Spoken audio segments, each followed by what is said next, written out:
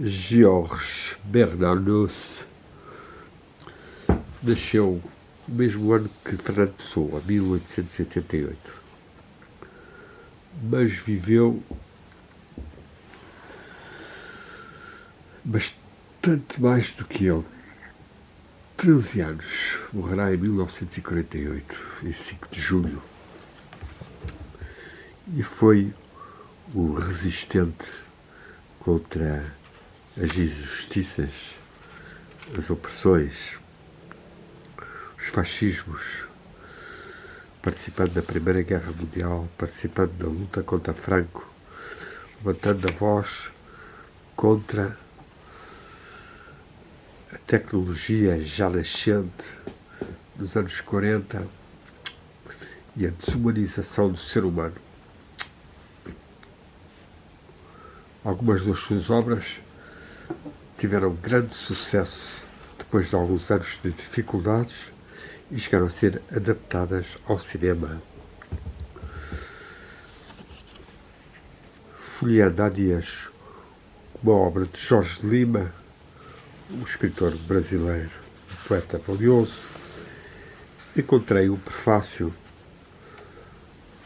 de Georges Bernanos em francês, que nunca lira e que vou traduzir e ler para mim e gravar. Ouçamos então um prefácio aos poemas traduzidos para espanhol e publicados nas oficinas gráficas de A Noite do Rio de Janeiro em 1939. Por voz um bocadinho interpreto, mas apeteceu-me ler e vou ler. Desde os primeiros dias da minha chegada ao Brasil, diz o Georges Bernanos, já que de facto ele partiu para o Brasil após sentir uma grande desilusão da Europa e, sobretudo, depois da Guerra Civil em Espanha, chegando, portanto, ao Brasil em 1938. Este livro é pouco depois. E diz-nos então: desde estes primeiros dias da minha chegada ao Brasil, um belo poema do Sr. de Lima, traduzido por Garrick, trouxe-me já as boas-vindas da poesia. Estas páginas não farão senão que libertar-me da dívida, se bem que medíocre, de reconhecimento que eu tinha por tal obra poética. Se o mundo puder ser salvo, se-lo-á pelos seus poetas. Mas nós sabemos que nenhum mundo se pode salvar a si próprio. O que uma vez foi perdido, ou está perdido, está perdido para sempre, pois as civilizações que parecem prolongar-se tanto nos séculos não fizeram na realidade, talvez, senão sobreviver a si próprias. Talvez elas não tenham sido jamais com um momento muito curto da história humana, um minuto privilegiado, um minuto de graça, visitada e fecundada pelo Espírito. Desde então, poderosas podem durar, mas elas não regeneram nada. É assim que o artista esgota-se lentamente durante a idade madura e até à velhice. As imagens fulgurantes, semiconscientes da misteriosa adolescência.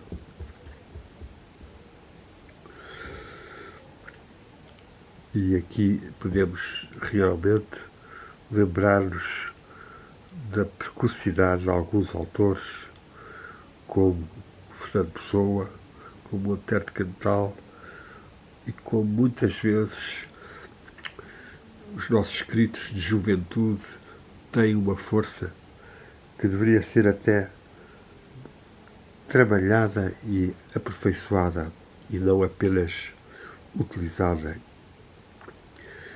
no esgotamento, já que elas indiciam linhas de força que estiveram mais vivas e que provavelmente podem ainda ser trabalhadas. Certamente já se provou muitas vezes que uma civilização não perece sem luta. Quando a circulação não se faz senão já com dificuldade nos corpos imensos, a sua lenta agonia arrisca-se a desencadear mais males que jamais custaram a sua ambiciosa e cruel juventude. Elas procuram-se regenerar-se, engendrarem-se de novo pela força, quando elas já há muito tempo esqueceram o segredo da potência. Elas vingam-se pelo medo de não serem mais admiradas nem amadas, ou podemos mesmo acrescentar, ou temidas, sobretudo, e vemos isto hoje em dia no Império Norte-Americano, ou mesmo no Império Oligárquico Europeu. Nessas épocas de história, quando os povos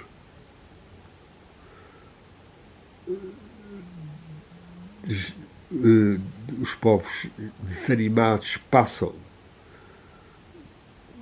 volta a volta, tempo a tempo, tour a tour, por sua vez, numa atividade sem medida, à morna ansiedade no porque não, os megalómanos de que bom, de todos os desesperos, então a poesia eleva pouco a pouco a sua voz de bronze, o seu anjo eterno. Ela não tem evidentemente do seu poder de redimir os povos que querem a sua morte, mas ela fala pacientemente ao coração de cada homem. Ela desperta em cada ser humano esta virtude própria, incomunicável, esta coragem essencial que faz a dignidade da pessoa humana. Ela, a poesia, e é interessante estar a ler isto depois de ter participado há 2 dias do 9º Círculo de Celebração Poética montado no Freixo do Meio, organizado pelo Manuel Calado, a Cassandra Querido e a Fátima Sequeira Remédios, e que foi consagrado a esse grande lutador e poeta, ecologista e espiritualista Afonso Cautela, exatamente quando ele fazia 6 anos da sua desencarnação, dia 29 de junho de 2024, esta celebração. Ela, a poesia, é para cada ser humano este banho de luz e de liberdade que traz a alguns privilegiados a vida dos grandes espaços virgens. Os grandes espaços virgens da poesia. Uma bela abertura que Bernanos nos dá ao mundo psicoespiritual, da criatividade e da beleza que podemos ir desenvolvendo nas nossas incursões poéticas. Ela é a solidão no seio da cidade, a invasão dos muros da prisão.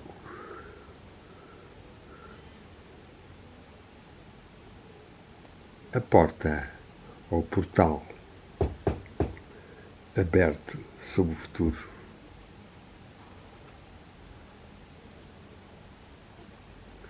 Nenhuma doutrina saberá dizer antes da hora qual o renascimento que deve surgir do caos. Mas bem antes que os pensadores o reconhecem e o definam, os poetas já o terão cantado. Eu creio jamais ter realmente sentido, graças a Deus, essa forma baixa de simpatia que se chama a curiosidade. A grande desgraça, entre muitas outras, dos infortunados que receberam da providência o espírito crítico, assim como o molho de espinhos no coração, é ser-se curioso por necessidade ou, se eu ousar dizer, provocação. Um poeta fala-me e eu ouço. Os que eu não ouço são para mim como se não existissem. Eu ouvi a poesia de Manuel de Lima, Jorge de Lima. Respondo-lhe hoje na minha linguagem, com uma gratidão profunda. Esta última palavra sobre a minha pena ou tinta tem um sentido. Eu prefiro 1000 vezes ao da admiração, tão desonrada pelos mentirosos. Eu vou encontrar aqui a ocasião de fazer um julgamento motivado sobre a obra literária de Jorge Lima. E antes de mais, segundo o rito, eu esforçar-me-ei por descobrir as influências. Eu nomearei os mestres que o inspiram ou que por vezes subjugam ou recobrem a sua voz. Mas para que servirá esta exigência? O que nós pedimos hoje aos poetas não é de nos proporem modelos sobre os quais nós possamos refletir sobre a dificuldade vencida, mas é de nos reconciliarem com nós mesmos, associarem estreitamente a sua arte às nossas decepções, às nossas infelicidades, às nossas revoltas, à nossa esperança. Que ele cante antes de mais e antes de convencer, de modo a persuadir-nos. Ou seja, que ele cante primeiro e que, antes de convencer, que ele nos persuada. O meu país, outrora, deu ao mundo o tipo de uma poesia perfeita. E é, neste momento, mesmo, que começaram a fletir-se as forças espirituais que o tinham sustido no curso da sua história em suma, tão simples, tão humana, que se assemelha de um modo ou de uma maneira emocionante à vida de qualquer pessoa francesa, onde se podem encontrar tantos exemplos de tantas faltas humanas, fora desse endurecimento do orgulho, esse pecado contra o espírito para o qual não há perdão. A poesia de Jean Racine marca assim um ponto de equilíbrio que não saberá ser, provavelmente, ultrapassada. O drama interior aparece aí numa luz tão pura que ele ameaça de dissolver-se. O mais carnal dos nossos poetas levou consigo o seu segredo, o milagre de uma transparência irisada onde nada parece deter o olhar, se bem que tudo pareça com a sua forma e cor própria. Até essa parte da sombra envergonhada de que fala Shakespeare. Mas quem quiser levantar a mão sobre esta matéria preciosa arriscar-se a vê-la despedaçar-se entre os seus dedos como um cristal. Para além de uma certa perfeição, que já não é humana, o humanismo tornou-se uma espécie de ciência abstrata e cruel do homem que já não sugere mais que o desumano. O século de Luís XIV desemboca assim no de Voltaire, que se acaba no canto de Isto Irá. A poesia segue o destino do homem. Os pecados que a esterilizam são o egoísmo e o orgulho. Mas ela tem também a sua faculdade maravilhosa de se refazer na humildade e na caridade. A poesia não é nada se ela não é o canto da nossa miséria. Toda a queixa arrancada ao homem pela consciência da sua infelicidade não pertence já toda inteira ao nosso mundo, acaba numa linguagem inefável, que os anjos recolhem sem dúvida, com um certo êxtase de compaixão, e do qual o maior dos poetas não percebe com o eco enfraquecido. Sim, é assim que eu defenderei voluntariamente a poesia, o eco da queixa humana repercutida pelos céus. Eis uma bela e inesperada definição da poesia, ligada à aspiração e ao sofrimento e ao diálogo de voz do ser humano com o alto, com o divino e com os anjos. A desgraça do mundo moderno não é o do sofrimento, que importa é isso, mas é o de sofrer em vão. Todo o sofrimento é vão e intolerável para aquele que se deixa prender no obstáculo, tal como a criança que bate com o seu punho o objeto que a feriu. O mundo moderno recusa-se a procurar em si mesmo a origem de todas as suas infelicidades. Os povos acabarão por se atirar uns com os outros e acusarem-se reciprocamente das faltas comuns a todos. Ignorando-se tão profundamente a si mesmo, o mundo moderno chateia-se. Ora, não é necessário conhecer a sua crueldade básica, a sua perversidade secreta, para recusar de ver nele uma das causas, e talvez a causa única das furas sanguinárias que ameaçam o género humano. Os psiquiatras sabem bem que em 1914 milhares de mulheres nevróticas encontraram o seu estado normal e acabaram por desabrochar, pouco a pouco, nesse horror cotidiano e assim como monstruosos flores de sangue. Eu observei o mesmo fenómeno na Espanha, na Guerra de Espanha. No termo de todas as distrações possíveis, a catástrofe aparece assim que a distração suprema. O mundo não sabe sofrer. O mundo perdeu o dom das lágrimas, que a poesia lhe deu de novo, que a poesia lhe ensina a chorar, que ela ajuda o ser humano a levar humildemente a sua vergonha, para que ele tenha a coragem de a ultrapassar e de a espiar. Eu li os poemas de Jorge Lima num dos momentos mais duros da minha vida, de uma vida que, contudo, nunca foi fácil nem doce.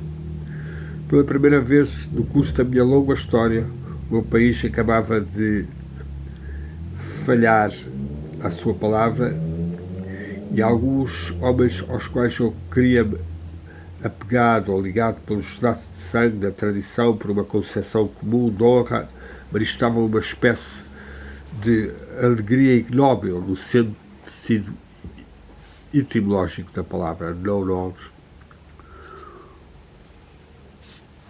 O sim do homem que acabara de escapar ao perigo, não importa a que preço, tornava-se o nosso canto nacional.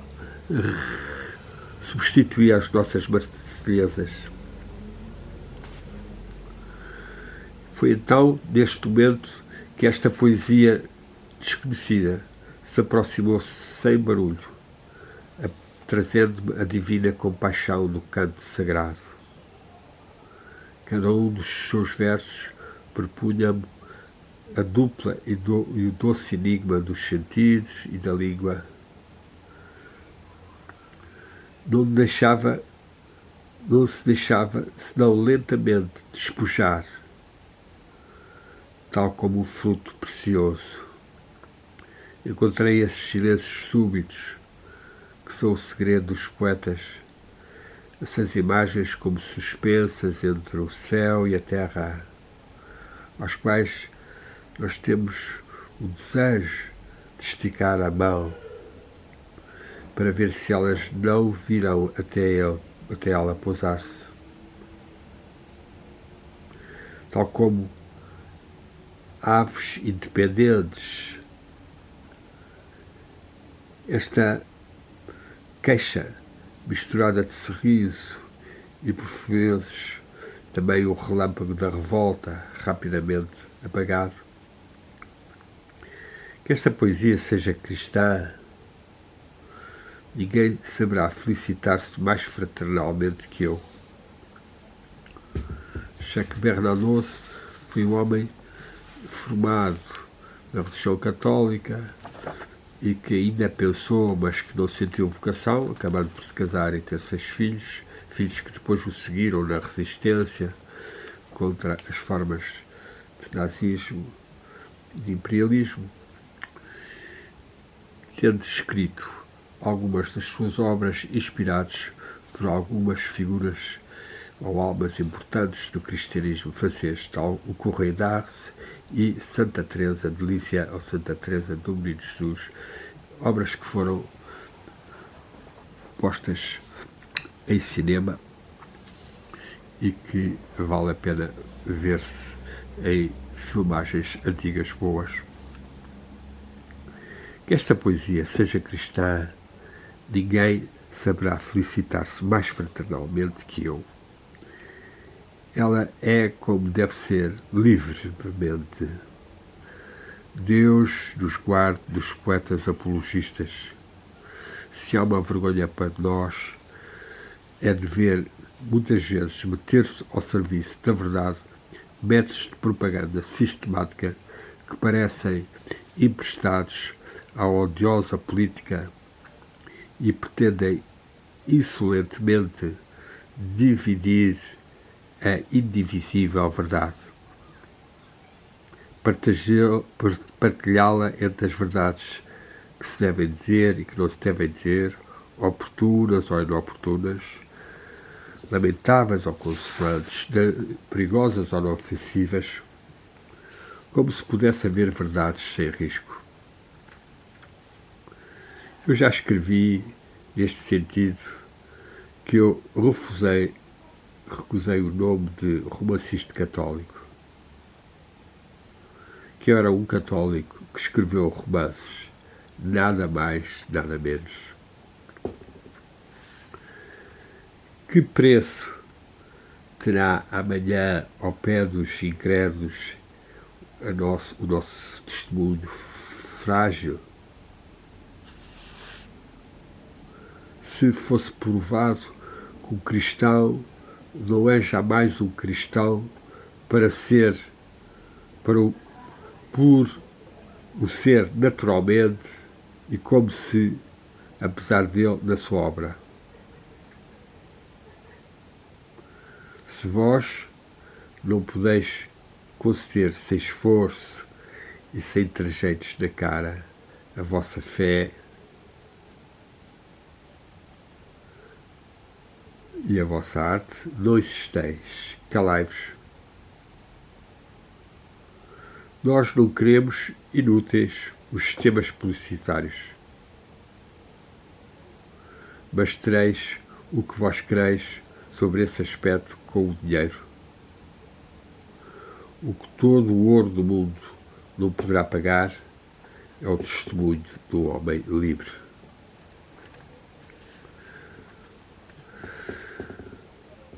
Eis aqui um pequeno prefácio a esta obra de Bernard, esta obra de Jorge Lima, que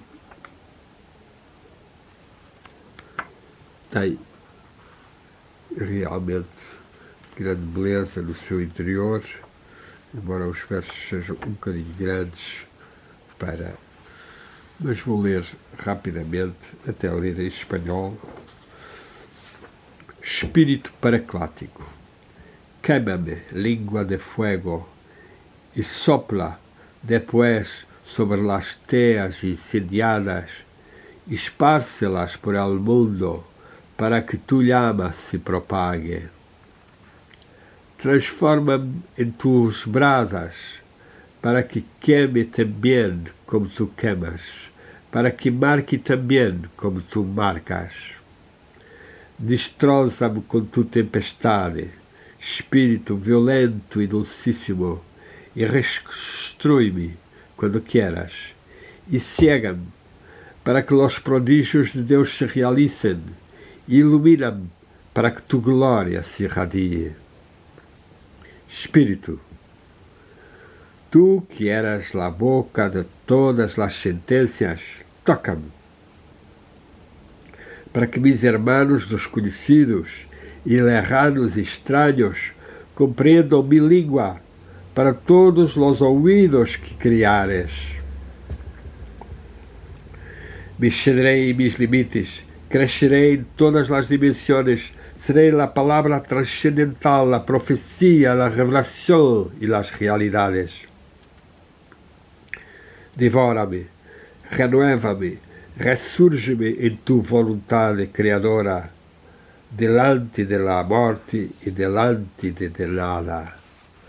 Aguza minha intuição, descansa em mim pupilas, agita minha lentitude, haz-me numeroso como tu, cobre todo o meu corpo de párpados que acessem todas as latitudes e longitudes, expectativas e anunciações, e partos e concepções, e gerações e siglos de siglos.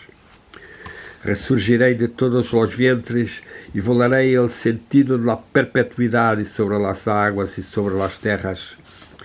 Desata-me, espírito paraclático, corta-me os laços, sopra a terra que há sobre mim sepultura, lenha-me de tu verdade e consagra-me tu moderno apóstolo.